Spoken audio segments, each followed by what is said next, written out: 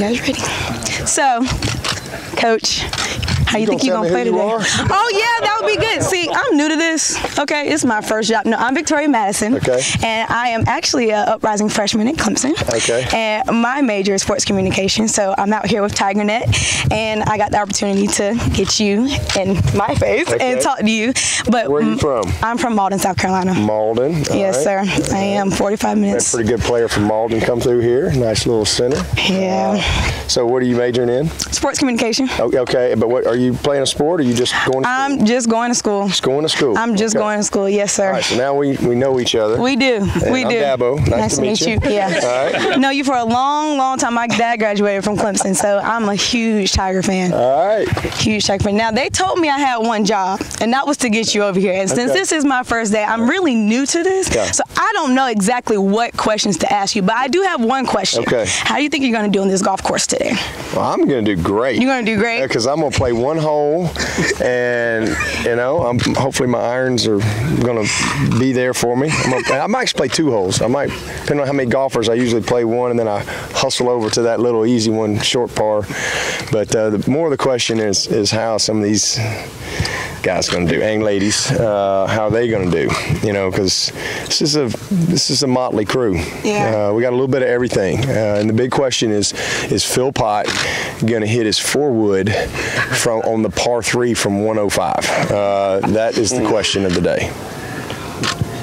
Anybody want to ask anything? Coach, just when you hit the reset button coming off of a national championship, what's that feeling like? And is it literally just start back at the bottom, or do you bring with you a lot of knowledge and a lot of wisdom as to what it takes to do the ultimate goal? Oh no, we bring a lot with us for sure. I mean, it's an ongoing process when you build a program. Every year kind of bleeds into the next one, good or bad. You carry certain things with you, but it's always starting over. And for us, this is I know media day, but I mean, we've been grinding since February, so we started over back then. I was on a radio. I got cut off on the radio show earlier, but I was making the point that, when we're in mat drills in February, and you got Christian Wilkins, for example, not that he did, but just it's a good example. He pulls up short on a line in a mat drill at 5:30 in the morning. Nobody was over there going, "Oh, it's okay, Christian, you were All-American last year, or we won the national championship." No.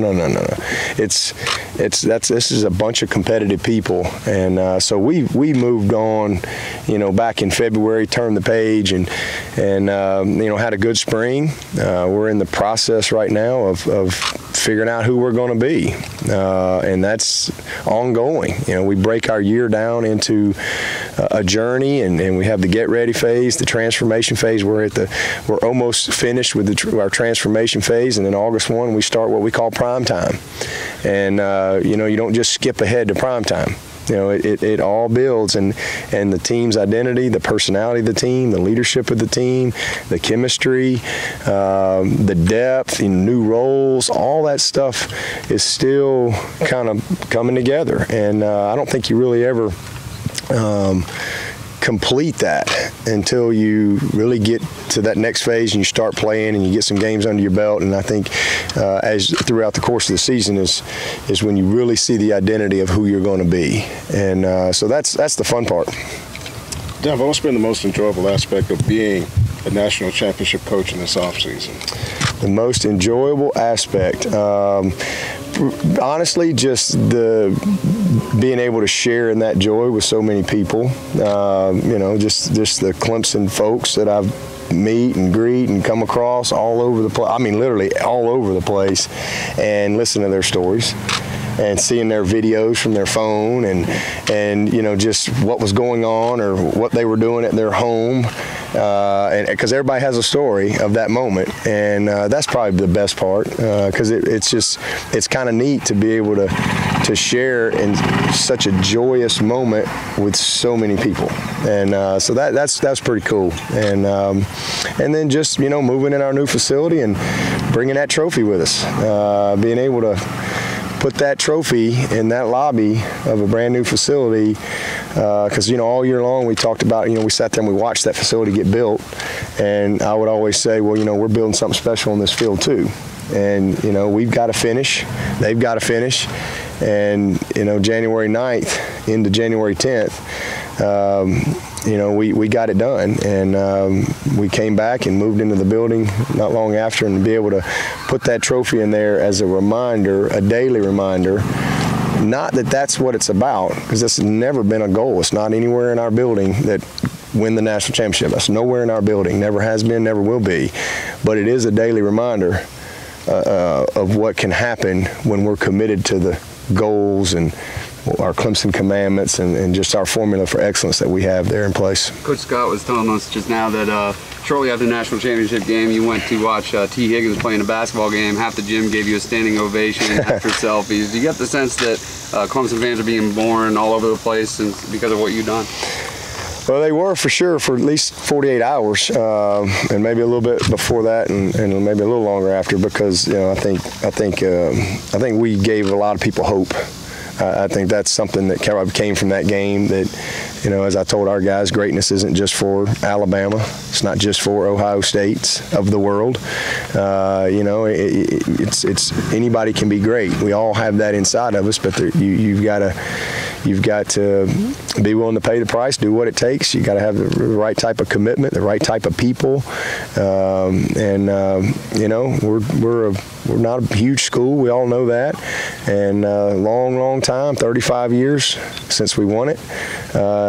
But that team in '81, they showed that you could do it, and I think that belief was kind of dying out there a little bit, and for Clemson to be able to rise up and get it done against the best of the best in Alabama, I think was fun for a lot of people, and I think created a lot of hope with a lot of other programs out there.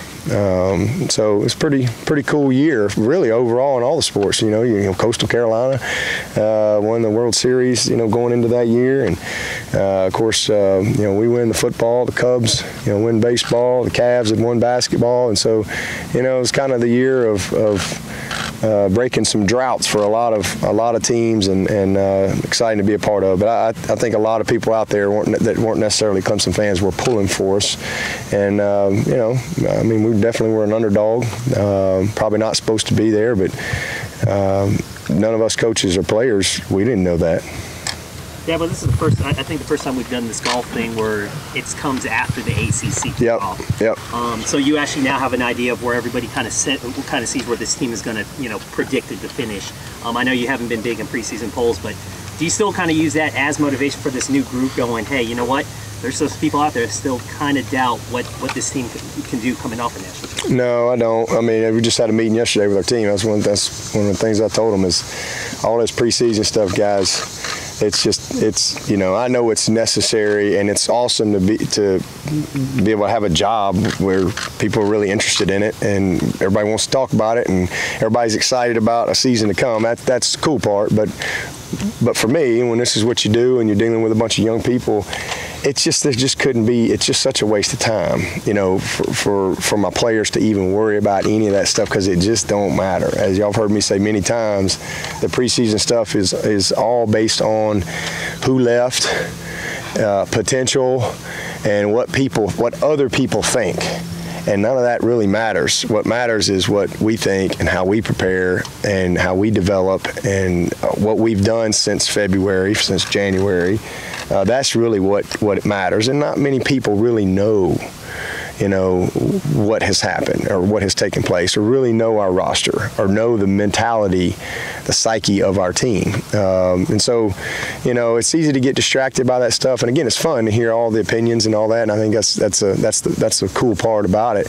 But it's really so irrelevant for us and what we've got to do. So I always make a point to them. I mean, we've been picked number one to win the league, and we've won it. We've been picked to not win the league, and we've won it. We've been picked to win the league, and we've lost it. I mean, we've been all across the board. We've been not in the preseason top 25, and we finished in the top 10 or whatever. So I think, and I said this last year, I think we had a streak,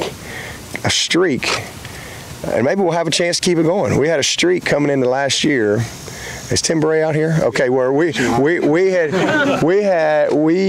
I don't know how many years in a row, but we have exceeded our preseason ranking. You've done it 6 years in a row, and you're the only coach in college football history who's Is that, well, holy cow, is that right? Well, there you go. Okay, so last year, one of the things I told our team that last year, I said, you know what? 5 years in a row, boys, we've exceeded the preseason ranking, so, you know, it really doesn't matter, so that just goes to show you. But I'll tell you this, if we keep that streak going this year, because I think we were preseason number 2, we're going to have a hell of a year. And, you know, here we were able to get it done, and so I don't think we're going to be preseason number 2, so maybe we got a chance to keep that streak going, and that's really, at the end of the day, that's not our focus, but we just want to be the best version of us each and every year, and what that looks like, I don't know. And sometimes people judge your team and your success based on your record. It's a weekly thing, and, you know, judgmental thing. Bam, you know, you lost a game, you stink. Oh, you won a game, you probably didn't play good, but you won it. Oh, you're great.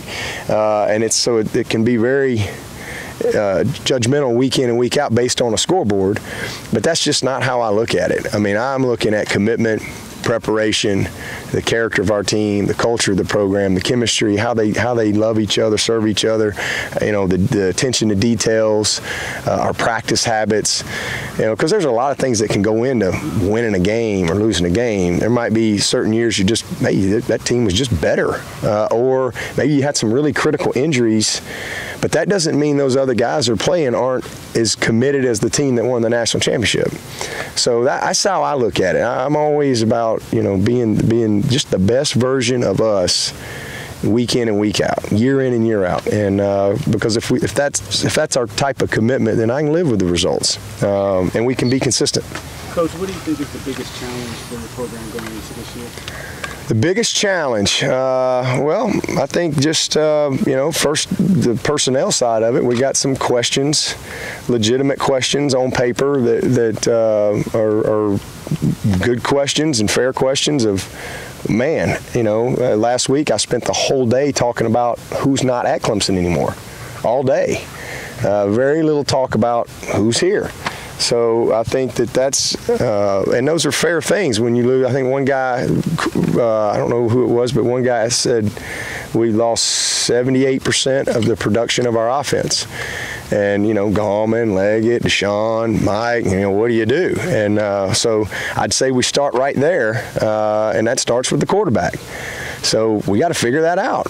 And as I was saying earlier on a radio show, the good news is we got good players. You know, there's the old saying that if you don't know who your quarterback is, you don't have one. And that may be true in certain cases. That's just not the case here. We're not choosing from the best of the least or the best of the bad. I mean, we've got competitive, proven winners, you know, great kids, highly intelligent young people that all want to be the job, and they all got high character. So somebody's going to win the job. I don't know how it's going to play out. We're going to put them to work, but it's exciting because I know that competition brings out the best. And somewhere along the way, it'll all play itself out. I have no idea. It might be before the season. It might be into the season. We might be in the middle of the season. I have no clue. But I know this. We're going to have some guys that are capable of going to win for us at quarterback, and it's going to be more than one guy. Whoever wins the job, we're going to have good backups and so forth. And it's the same thing at receiver. All right, Mike Williams is gone. Well, you know, Mike Williams didn't play the year before either, outside of a quarter. And you know, we kind of figured it out, and this year will be the same thing. We're gonna have guys emerge. Tight end, Jordan Leggett, man, last couple of years, what a great player. So there's a lot of production at the tight end position that's got to be filled. I feel good about our guys. I like it, but we got to go do it. So I guess the biggest challenge going in is probably filling the void of that type of production that is gone. But it's exciting because I know we got the pieces there. We've got the ingredients to be just fine. Last question. Well, you talk about how much you like to see your guys compete, how they compete hard every day at practice. I just want to talk about, if you would, the running situation, because you've got a really good stable of backs, and any one of these guys, you know, could step up and be a featured guy. Yep. Well, I think that's the difference. One of the biggest differences in this team and last year's team is I think we're going to be much more balanced at that running back position, much more just kind of able to play guys a little freer. You know, here Feaster's a true freshman, figuring it out. You know, it's a lot that we ask of those guys, especially in the protection part of it. You got Adam Choice coming off of a knee injury, who's kind of trying to regain his confidence and get back going. And then you got C.J. Fuller, who we felt like was going to go have a good season, that as it played out had a really good year for us and emerged. And he was a guy, I mean, nobody asked me about C.J. Fuller last year. He was just he's the last guy on the depth chart. Nobody's asked me about Fuller. But as coaches, we're like, you know what, this kid is heading in the right direction here. But Gallman was the alpha. I mean, that's just the way it was. That wasn't going to change because Gallman wasn't going to let it change. And so the good news for those guys is they all know what it looks like. And that's really what's good about our whole team. I think every position on our roster, every position, every room, they've had a model in there. Like you want to know what it's supposed to look like? Here it is. Kendall, Trey Lamar, Shaq, all you got.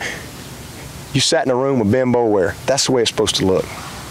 You quarterbacks, Zarek, Tucker, Hunter, who was around enough to know, Kelly for 2 years. The guys all sat there with Deshaun Watson and Nick Schuster for that matter.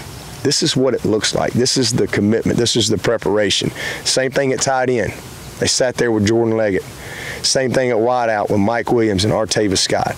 Same thing in that secondary, watching Cordray and watching Dadar, watching Carlos Watkins, Dexter Lawrence, and those young guys, Niles Pinckney and all those guys, Jabril. They know what it's supposed to look like. And so that's exciting for me because we've got a clear picture of the way to do it.